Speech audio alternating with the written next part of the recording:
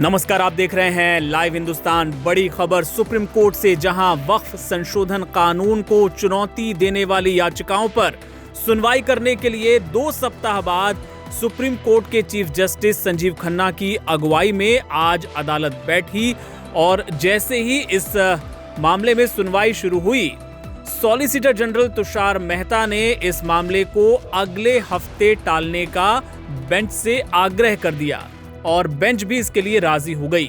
उसकी वजह क्या थी, आपको बताते हैं।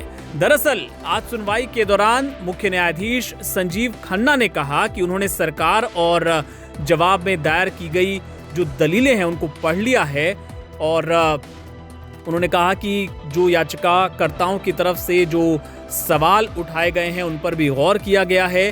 लेकिन चूंकि सीजेआई संजीव खन्ना के रिटायरमेंट का वक्त नजदीक आ रहा है, 13 मई उनका चीफ जस्टिस के तौर पर अंतिम दिन होगा सुप्रीम कोर्ट में। ऐसे में वो कोई आदेश सुरक्षित नहीं रखना चाहते और इस वजह से उन्होंने इस मामले को अगले गुरुवार सुनवाई के लिए स्थगित कर दिया। और उस वक्त इसकी सुनवाई कौन करेगा?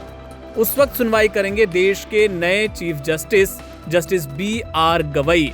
उनकी अध्यक्षता वाली पीठ इस पूरे मामले को सुनेगी और तारीख होगी 15 मई।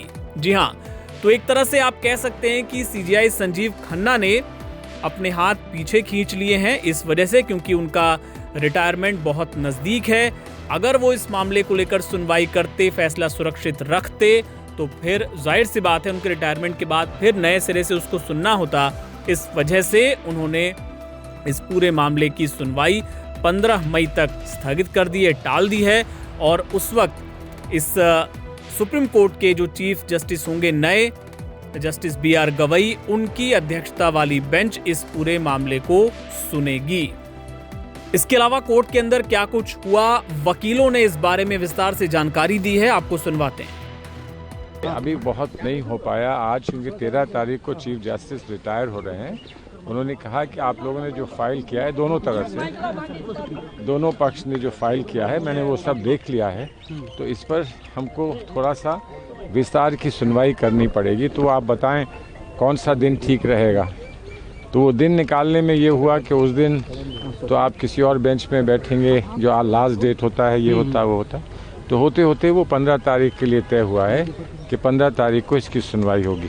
अब गवर्नमेंट का जो एश्योरेंस था उसको लेकर क्या होगा? एश्योरेंस तो रहेगा, एश्योरेंस तो रहेगा जब तक इसकी सुनवाई नहीं हो जाती तब तक एश्योरेंस तो रहेगा। बिकॉज आइडिया ये था कि उन्होंने एश्योरेंस दिया है, उस एश्योरेंस पर ही इसको स्थगित किया गया था और वो जब तक सुनवाई नहीं हो जाती वो एश्योरेंस रहेगा।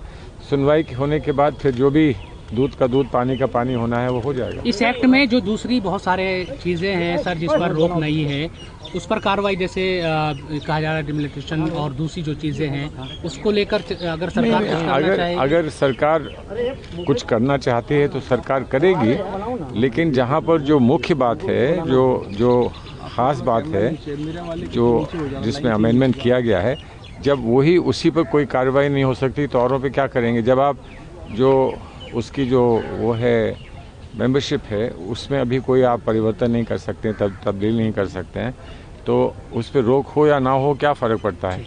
दूसरी बात जो रजिस्ट्रेशन का जो कि ख़ास विशेष समस्या है कि वक्फ बाय यूज़र पे जो रजिस्टर्ड नहीं हैं उनको वक्फ बाय यूज़र नहीं माना जाएगा। उस पर भी जब सरकार की तरफ से ये आ गया है, ये बात आ गई है कि हम उसमें कोई स्टेटस में कोई परिवर्तन नहीं करेंगे, तो अब कोई ऐसी बात बची ही नहीं है, कोई बात बची नहीं। लिमिटेशन एक्ट का है मामला, तो उस पर तो ना रोक लगी ना किसी ने कुछ कहा है अभी।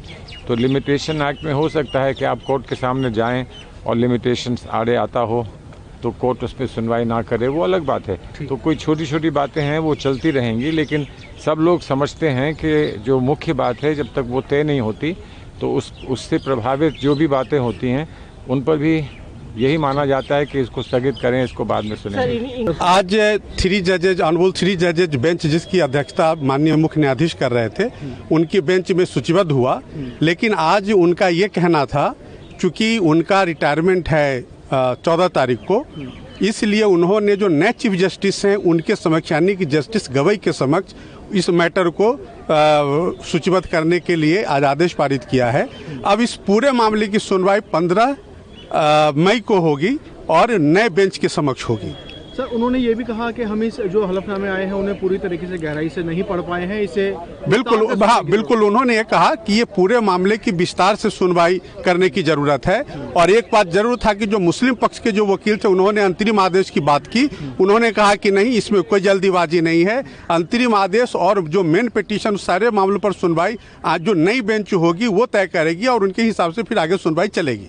आज तो कोई सुनवाई अब नहीं, आज बिल्कुल कोई सुनवाई नहीं हुई। उन्होंने 15 तारीख की तारीख मुकर्रर कर दी है। सर, पिछली तारीख पे जो सरकार ने, केंद्र ने जो अश्योरेंस दिया था कोर्ट को कि भाई डीनोटिफाई नहीं होंगी प्रॉपर्टीज और कोई नई अपॉइंटमेंट नहीं होगी काउंसिल में, क्या बिल्कुल आज उस विषय पर कोई चर्चा नहीं हुई है।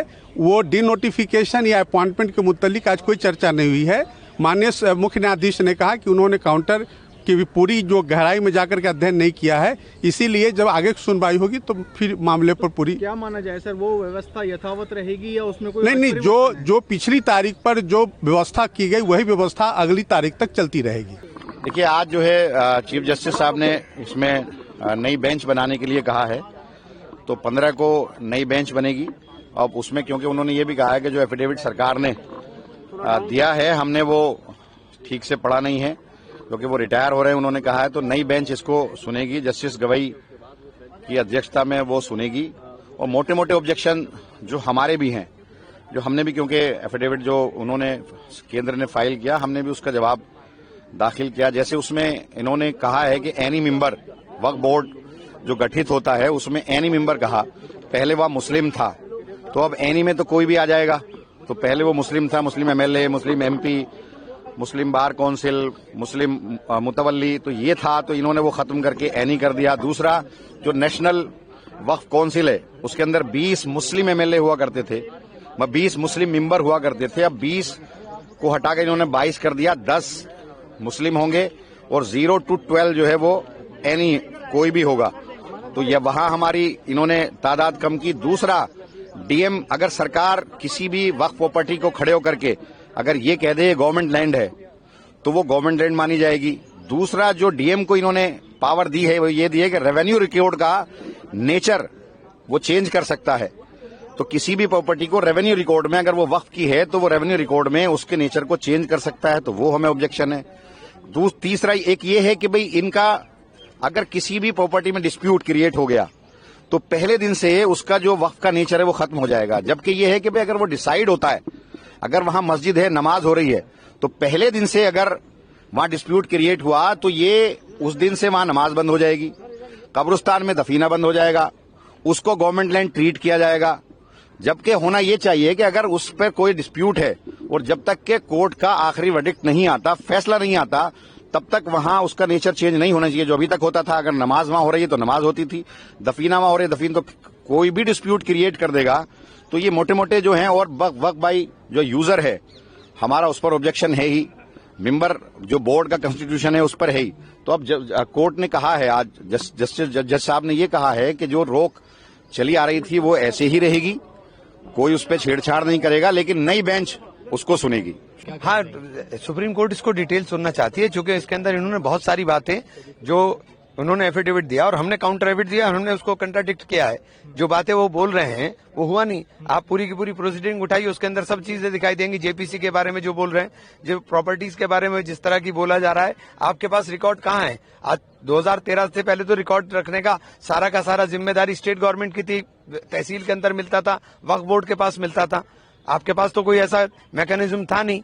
आपने ये बात जो आप बोल रहे हो, और आपने 2013 के बाद एक जो संख्या थी उस संख्या के बारे में आपके अलग अलग दावे अलग अलग डेट के ऊपर होते रहे, तो आप इस तरह की बातें बोल रहे हैं जो ये साबित नहीं कर पाएंगे।